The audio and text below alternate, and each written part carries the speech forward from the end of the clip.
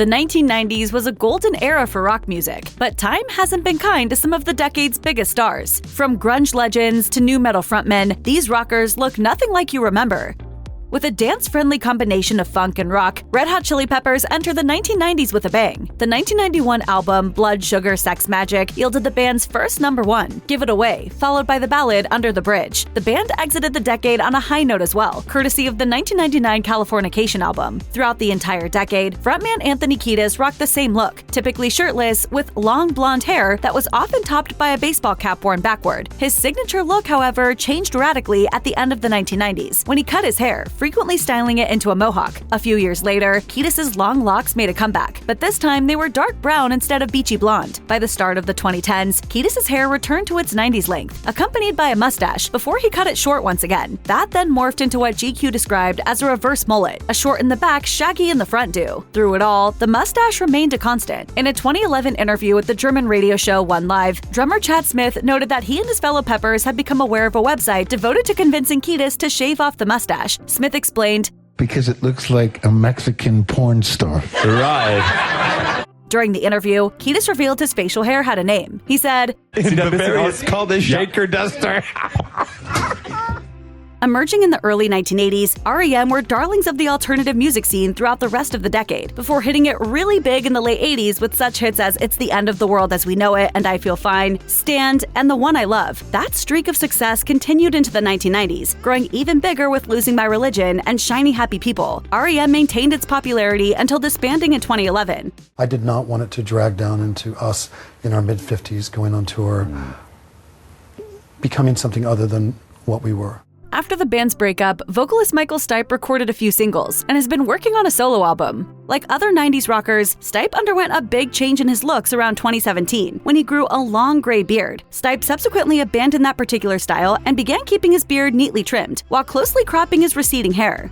Limp Bizkit was at the forefront of the nu metal scene that emerged in the mid-1990s, melding heavy metal, alt-rock, and hip-hop for a uniquely tantalizing sound that attracted millions of fans. Frontman Fred Durst, with his gold chains, baggy shirts, and close-cropped hair, sang lead vocals on such fan favorites as Nookie, Rollin', and My Way. At the height of his fame, Durst reportedly even dated Carmen Electra, the 90s icon. While still maintaining ties to Limp Bizkit, Durst went on to a successful side hustle as a movie director and actor. His on-screen credits include TV medical drama House, as well as films such as Sorry Haters and I Saw the TV Glow. After directing numerous Limp Bizkit music videos, Durst took his skills behind the camera to Hollywood, directing The Education of Charlie Banks, The Long Shots, and The Fanatic. Durst has since settled into middle age like the rest of his 90s contemporaries, but he returned to his Bizkit persona courtesy of the 2024 film Y2K, in which he played the late 90s version of himself. Let's break stuff.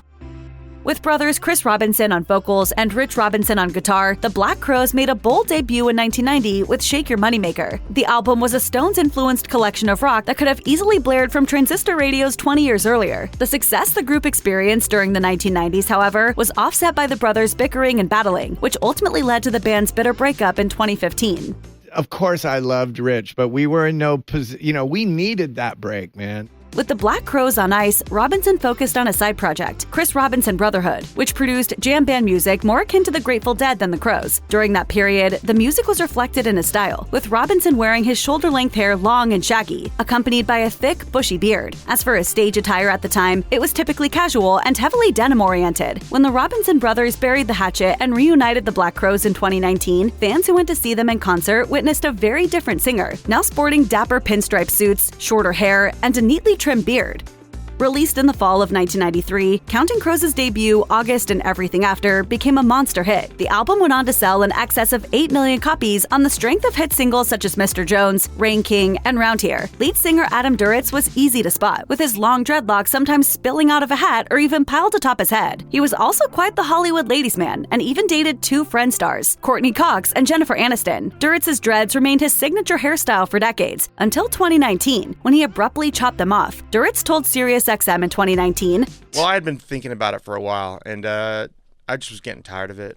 While staying with a friend in London, he made up his mind, grabbing a pair of scissors and heading for the bathroom. However, there was one unexpected consequence. The next morning when I walked outside, my head nearly fell off from being cold. Billy Corgan founded Smashing Pumpkins in 1988, with the band breaking through into the mainstream after their 1991 debut album Gish, and its follow-ups Siamese Dream, Pisces Iscariot, and Melancholy and the Infinite Sadness. Initially, the band consisted of Corgan on guitar and vocals, James Iha on guitar, Darcy Retzky on bass, and Jimmy Chamberlain on drums. As fans know, Corgan has remained pretty much the only constant in the band, which has seen a dozen members come and go throughout the past few decades. Where I ate, slept, died music 24 hours a day. Corgan has also altered his look over the years. He boasted curly, shoulder-length hair when the band first emerged in the early 1990s, but these days, Corgan embraces a shaved head style, not dissimilar to that of Uncle Fester and the Addams Family. That said, Corgan told Spotify's Best Advice podcast that his physical appearance had never been a factor in the band's success anyhow. He said, "For whatever reason, when I was younger, I was not considered good-looking, so my looks were not part of anybody's formula as far as the success of the band. Photographers would try to stick me in the back of photo shoots with the band." In 2018, Corgan announced plans to reunite most of the original Pumpkins lineup, minus Retzky. In 2025, Corgan and the Pumpkins performed the Melancholy album in its entirety, backed by a 60-piece orchestra. When Nirvana burst onto the scene with the mega-hit 1991 album Nevermind, the lineup consisted of Kurt Cobain on guitar and vocals, Dave Grohl on drums, and Krist Novoselic on bass. In the wake of Cobain's 1994 suicide, Grohl's 1995 Foo Fighters album propelled him from drummer to frontman of one of the most successful rock bands in the world, all while he quietly struggled to process Cobain's death. Novoselic moved on as well, and formed the band Sweet 75 in 1997. He shifted gears in 1998 to direct his first film, the quasi-documentary L7, The Beauty Process, focusing on the all-female rock band L7. In 2002, he returned to music with rock trio Eyes Adrift. After Eyes Adrift folded, Novoselic joined another band, Flipper, in 2006. Novoselic reunited with Grohl to play bass and accordion on the Foo Fighters' 2011 album Wasting Light, and joined Grohl in 2012 to back up Paul McCartney on a single Cut Me Some Slack, which featured in the soundtrack of Grohl's documentary Sound City. Subsequent projects have included the band Giants in the Trees and another band, Third Secret, which released its second album in 2023. Through it all, Novoselic has been engaged in political activism. In 2024, he formed a new political party, the Cascade Party, and gathered enough signatures to launch a presidential campaign. Cascade Party is about empowering people, and there's new tools, communication tools to do that, and we're excited about that. Since its formation in the late 1980s, the band Nine Inch Nails, led by frontman Trent Reznor, has popularized the industrial rock genre. Throughout the 1990s and 2000s, Reznor and Nine Inch Nails remained a musical force to be reckoned with, producing such critically acclaimed albums as 1992's Broken and the 1994 masterpiece The Downward Spiral. In 2009, Reznor announced it was time to take a hiatus. While Nine Inch Nails had been placed on pause, Reznor's musical pursuits had not. For his next project, Reznor launched a lucrative career as a movie composer with collaborator Atticus Ross, creating the score for the 2010 feature The Social Network. Other scores followed, including such films as The Girl with the Dragon Tattoo, Gone Girl, and Patriots Day. When we write music, it's coming from a place where its main intent is to have you feel a certain way. Meanwhile, Reznor and Ross have occasionally dipped back into the old band. For instance, Reznor announced his return to Nine Inch Nails in 2024, with the band going back on the road for the Peel It Back tour. He's also focusing on achieving a better work-life balance. Formed in 1990, Tool was and continues to be fronted by singer Maynard James Keenan. Signed to a record label after just 7 gigs, the band went on to gain legions of fans via 1990s-era albums such as Opiate and Undertow. It's fair to say that Keenan's look has changed considerably since the band first began, when the singer sported a hairstyle that was long in the back and shaved on the sides, with a shock of hair remaining in the middle. In the years since that, he's also been prone to wearing outlandish costumes on stage. Keenan told Consequence, "It stems initially from an insecurity of just being able to express yourself, and something to hide behind a little bit while you're trying to figure out who the f*** you are."